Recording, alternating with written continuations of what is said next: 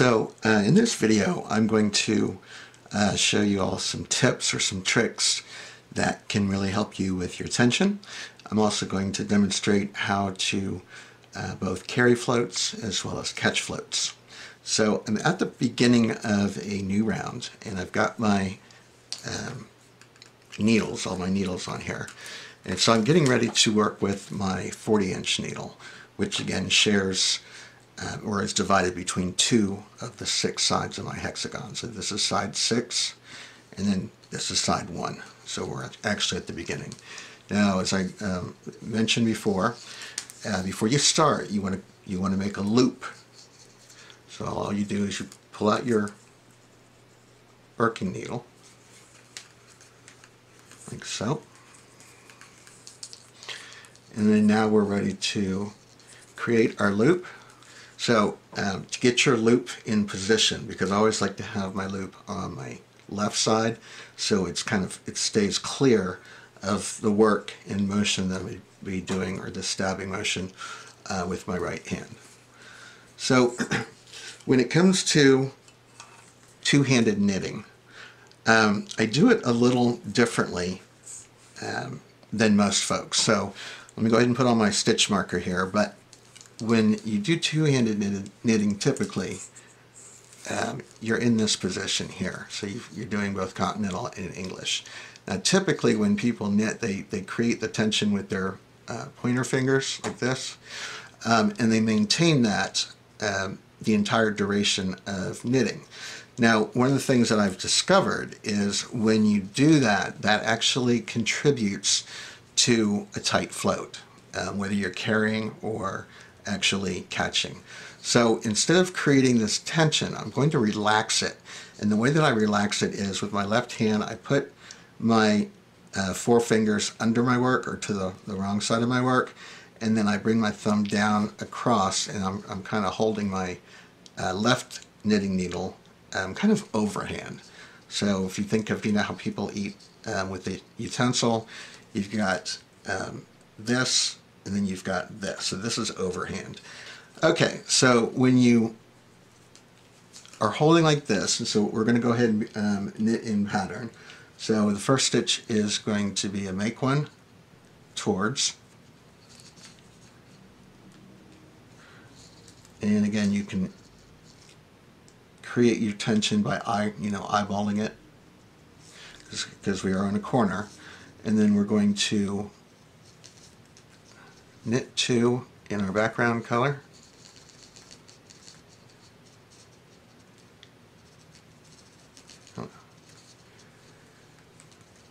Nope, split the stitch.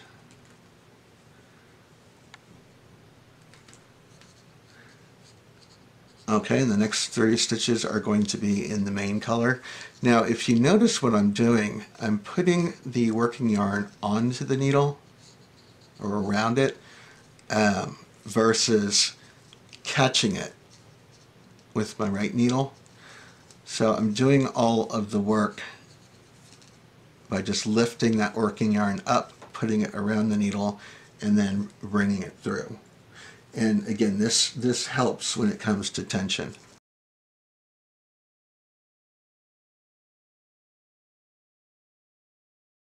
Okay, now for the next 6 stitches, I'm going to be knitting in my main color. And so what I want to do is I want to catch the float on the 4th stitch, because you don't want to have a float, or I choose not to have a float longer than 4 stitches, because then it can get caught on things. So I want to go ahead and kind of tack it down to the back of my work. I'm going to use the weaving method. So I'll demonstrate the weaving method when you're knitting Continental with your main color, and then I'll show it to you knitting Englishstyle with your background color and how to catch that float. But first we're going to catch floats Continental. So I'm going to go ahead and knit 1, knit 2, knit 3, and now I want to catch the float, and the float I'm catching is my background color. So you go in, and then what you're going to do is you're going to take your background color and take it under and up around the right needle, as if to knit. And then what you're going to do is you're going to chase it with your main color. And then before completing this knit stitch and bringing it through, you do need to swing the background color out of the way and then complete your knit stitch. So you see how it's going under my main color? Okay, now I'm going to finish knitting the other 2 remaining stitches. Okay, so if you turn your work over and look at what's going on here, you see that this blue or lighter blue, which is your main color, is grasping. It's literally like if you were to come down like this, and it's grasping it and locking it into place, or holding it down into place.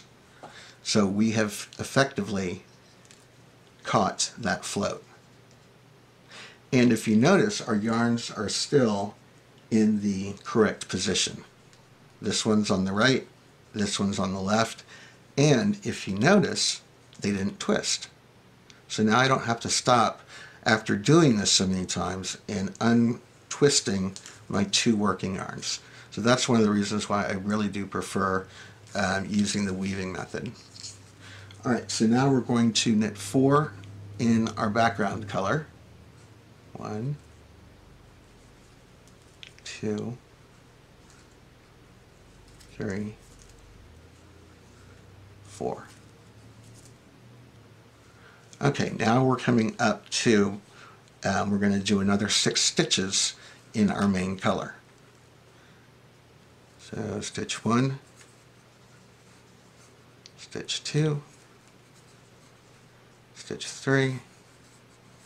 Now, we're coming up on stitch 4, and so I want to catch my float of the yarn that I'm not using or knitting with. So you go into the 4th stitch, and then you take your background color and you go under, up and around your right needle. And then you chase it with the main color that you intend to knit with. Now you do have to swing this back out of the way, because if you don't, this happens.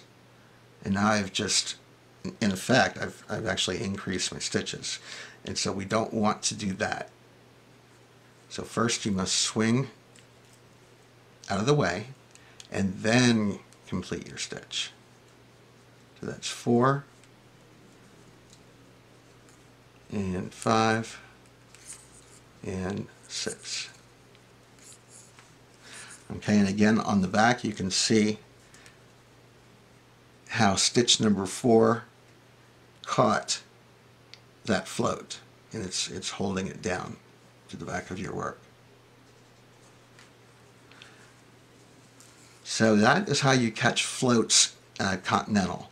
And what I'm going to do is I'm going to come back, and in the next round I'll show you how to catch floats English style. In this particular round we have to carry the main color, this color here, as a float that's longer than 4 stitches. Make your loop, put on your stitch marker,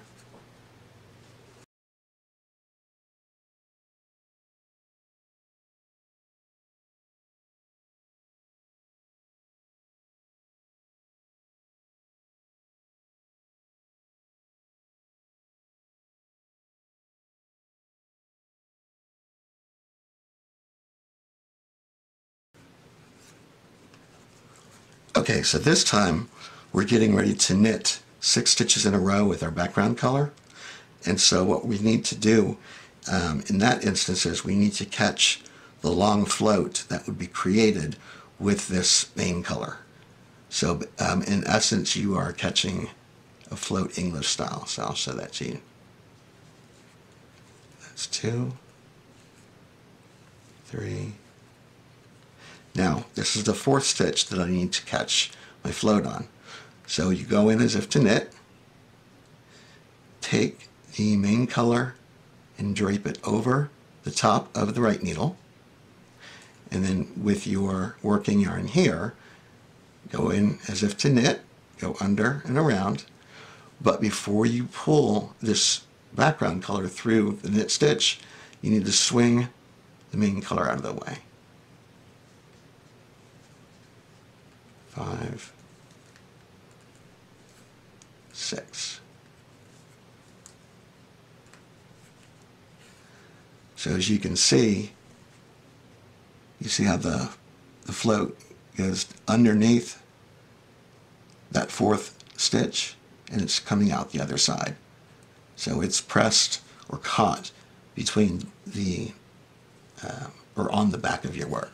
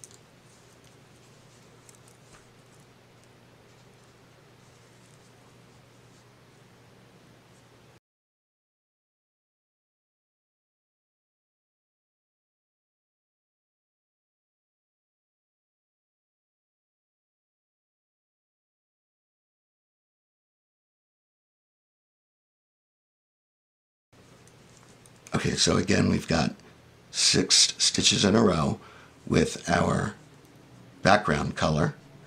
And so this is the one that you want to catch or use to catch the float that's being kind of dragged out or created with my main color here. So here's stitch 4. So you go into it as if to knit. You take the main color up and over the right needle and let it hang out there for just a moment. And then you're going to take your background color as if to knit. But again, before pulling this through to complete that knit stitch, swing the main color out of the way. So just up and back over. And then complete the stitch. Now, the other thing that I do is I want the caught float, which is basically right there, I want it to lay as far down as possible because I don't want it up so that it would peek through. So I just kind of take it and drape it down and then finish the other stitches. And that will give it a really good position. So it's completely tucked in there and it goes straight across.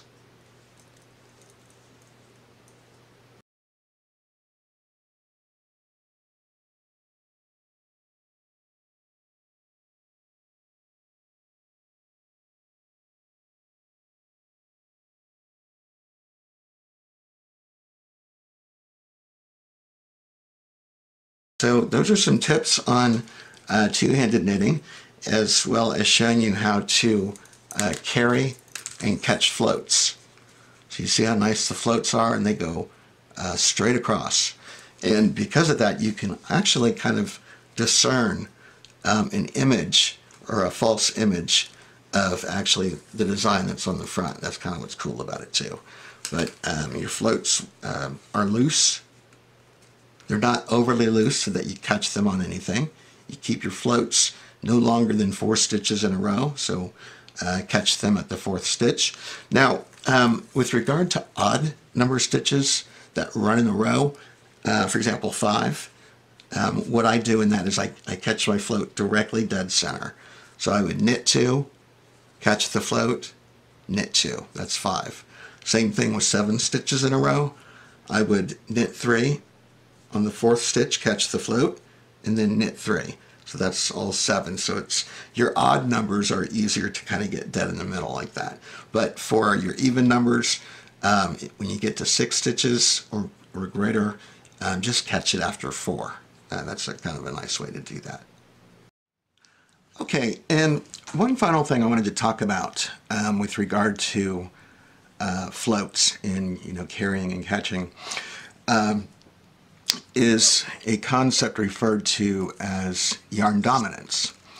So yarn dominance has to do with which yarn you are working with in your left hand. So basically which yarn you are using to knit Continental with. So in all of my hexagons, my chroma color, which is the color for the design, I'm knitting that in dominance. And so that's why it's always in my left hand, if you've noticed throughout videos. The background color, which is my navy, is held in my right hand and knitted English style. And what that means is a couple of things. The reason why yarn dominance is important, especially in a design, is it makes the design kind of come out towards you. You can think of it as almost like embossed. So it's protruding out from the background color, which is what you want, because the design is that's the important part of your color work. And so as you can see here, and I'll zoom up, if you notice these yellow stitches here, you can kind of clearly see them forming V's against the background color.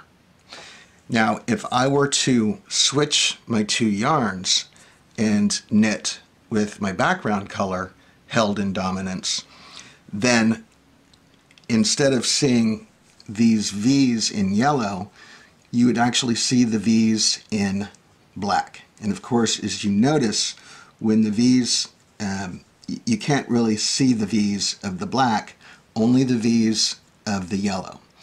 And what that means is that if I were to knit with the navy held in yarn dominance, my design would appear small. In other words, it would be receding into the work, and then the navy would be coming out at you.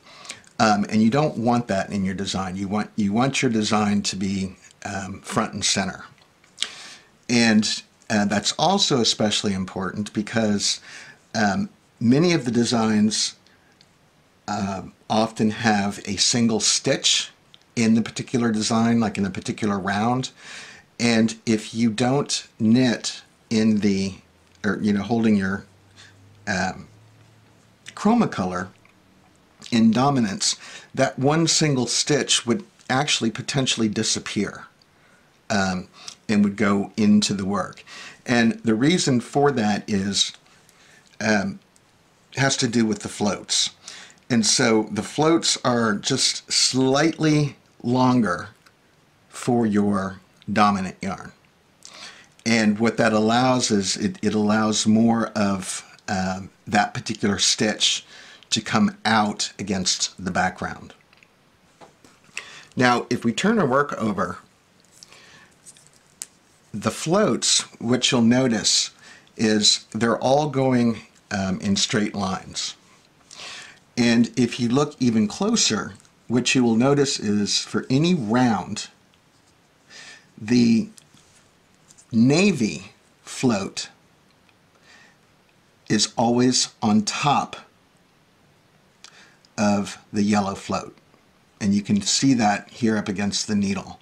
So if you notice these yellow floats here, which are part of the round that's actually on the needle, they are below the navy stitches as well as the navy floats. So this one right here, here's a navy float right there. That navy float is actually above or on top of these yellow floats, which are in the same round. And you achieve that by, again, holding your dominant yarn in your left hand. So as you can see like this, and you can actually see, I hold these here. Do you see how the yellow is underneath the blue? So that means the yellow floats, or anytime you knit with the yellow, it's always going to be below whatever you're doing with your navy color. Now, if you are using the twisting method, because this is the weaving method for catching floats, when you knit with the twisting method, and what the twisting method is when you go to knit with any particular color, you pick it up from the bottom and then you knit. And then when you're done with the yellow, then you pick up the navy and knit. Like this. And then when you're done with the navy, you pick up the yellow and knit. So as you can see, what's happening is my yarns are twisting. And what that also means is you're going to have to stop knitting and then unravel your two working yarns, which I don't care for. Now, when you do the twisting method for your for knitting as well as catching floats, neither yarn is on top of the other, and both yarns are on top of the other. So what I mean by that is when you look at the back of your work, when it comes to floats, you could say, oh, the yellow is on top of the blue. No, wait a minute, the navy is on top of the yellow, and so on. Oh, now the yellow is on top of the navy, and that's because you're twisting. So when you don't twist your working yarns, when you keep them in the same position where one is always above the other, that means, number one, there's no twisting occurring, which means you don't have to stop and untwist your yarns. But number two, the floats will always lay in the same position with one being on top of the other. They never switch roles as far as, being top and the bottom. So I just wanted to kind of share that with you, the yarn dominance as well as how the floats work on the back of your work. So that's it for the carrying and catching floats as well as tension tips video. And if you want to move on to the next video in the series, which is the wet blocking and pinning, I will see you there.